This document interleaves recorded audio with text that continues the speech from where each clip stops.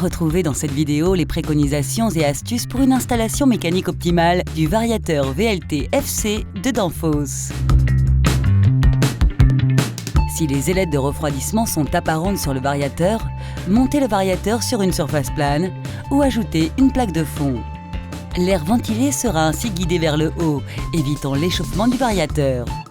Si vous n'avez pas de plaque de fond, assurez-vous de bien coller le variateur sur le mur ou sur une surface plane afin d'assurer une ventilation optimale. Lorsque le variateur est installé dans un endroit confiné, il faut prévoir des dégagements au-dessus pour l'évacuation d'air et en dessous pour l'aspiration d'air. Les dégagements sont fonction de la taille du coffret. Un mauvais montage, par exemple trop près des goulottes électriques, n'assure pas une ventilation optimale du variateur.